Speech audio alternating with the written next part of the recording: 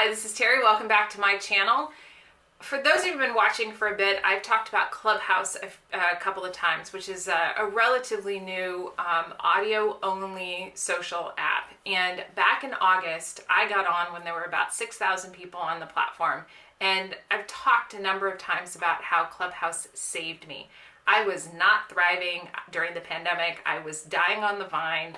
And I was starving for outside stimulus in terms of meeting new people, connecting, learning from other people. I mean, it's really how I operate best in the world, and not being able to be out at meetings and conferences and travel and even the grocery store sometimes.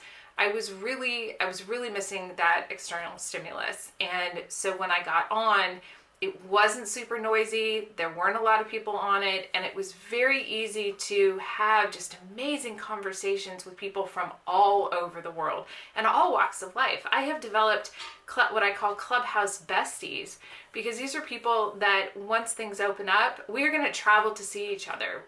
One in particular, my friend Laura, who's in DC, we don't talk every couple of days. We ping each other and like, hey, what's up? And now that I'm not really on the platform all that much, we do much more off the platform than on the platform.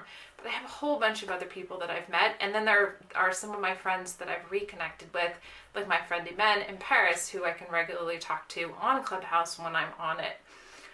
I have a club, the virtual co-working club, and I would open up a room on Clubhouse every day, and we would virtually co-work together. So for a lot of us who were really struggling with being able to focus, it was a way for us to have super light accountability, support, and be able to hear about what other people were working on and be able to celebrate other people's successes or support folks when they were in a rough spot, and then also feel the same way.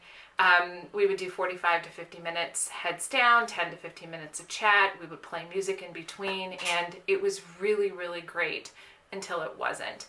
As the platform got more and more people on it, it started to get super, super noisy. And in fact, so we had to make it so that only club members could be in the room, because we had trolls and everything else, and it just got... It stopped being fun, it stopped being something that was helpful, and it started being work. Fortunately, there are 8 admins, and so other people are opening it up so that I don't have to be the only one. And I've told all of them that if it doesn't work for them, to not do it. But I have 2 other clubs. I was trying to do various different events. I struggled to really get through all the noise as the number of members Clubhouse users went up. I don't know how many, maybe it's somewhere between 13 and 15 million who are currently on it. Some rooms get somewhere between 5,000 and 7,000 people.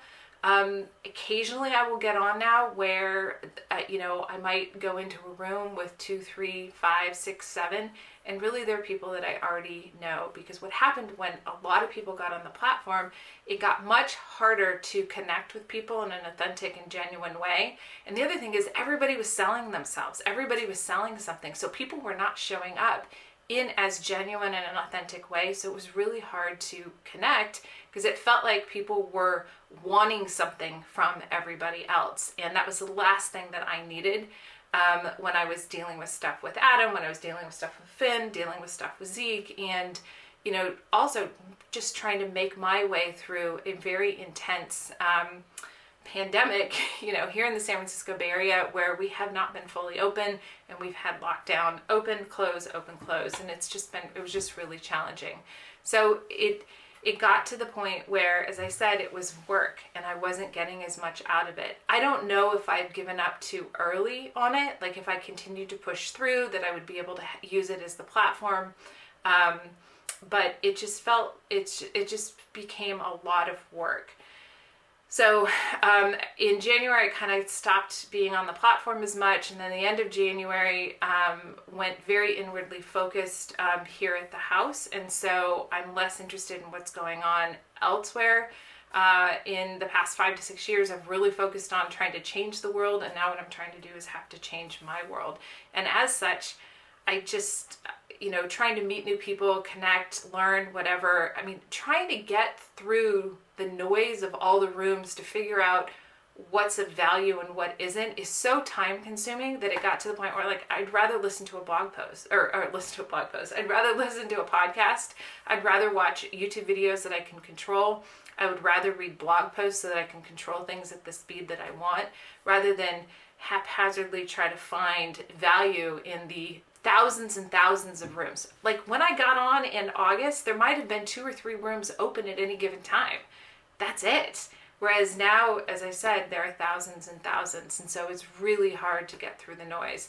This isn't to say that there may not be value for other people, but for me right now, there's just not a whole heck of a lot of value. I am going to be exploring another solution. It's called Space, and it's not to be confused with Twitter Spaces. It's something that I checked out a couple months ago, and then they've kind of pivoted a little bit, and it allows creators to control your own and own your own audience, whereas with Clubhouse owns the audience. And so I'm going to be checking that out and see if that's going to work better for my various different, things, whether it's the midlife piece, the women in power, the various different things that I'm trying to accomplish in the world. So I may be checking that out and seeing if I can have a better experience, because I think unless something radically shifts with Clubhouse, I'm going to have a hard time getting back on it. It's just so freaking noisy. And I just don't have the attention span. I'd rather be on TikTok and have 15 to 60 seconds worth of content coming at me, rather than listening to people drone on and on about this. And I mean, it's a challenging platform for me right now, which Finn is probably happy to hear, because man, my family got so sick and tired of me talking about Clubhouse. I think I'm going to write a blog post about this so I can even think through my thoughts a little bit more, and talk about kind of some benefits, and then also some things that are a bit challenging, and then, maybe that'll help me navigate through. So are you going to be glad that I'm not going to be talking about Clubhouse quite as much? You haven't heard me talk about it as much, have you? No, I have not. Yeah. So I will be eternally grateful to Clubhouse for saving me when it did, for introducing me to amazing people and my Clubhouse besties. And I think you all know who you are if you're watching this. And I think that's about it on the topic. If you're on Clubhouse, I'd love to know what your experience has been. Is it working for you? Is it not working for you? Are you trying other things? And just generally how you're coping right now with the pandemic. And so with that, thank you so much for watching. I really appreciate your time, because I know you can be spending it doing all sorts of other things. I'm going to say cheers. I'm going to continue enjoying some California sparkling wine. It's this is from Chandon, but it's through the Sip Society, which is one of my subscription boxes. It's a champagne subscription box, which I absolutely love. It's an Oakland-based company. Oakland, California, like in Oakland Athletics. Let's go Oakland. And with that, let go of perfection, take some risks, and above all else, have some fun.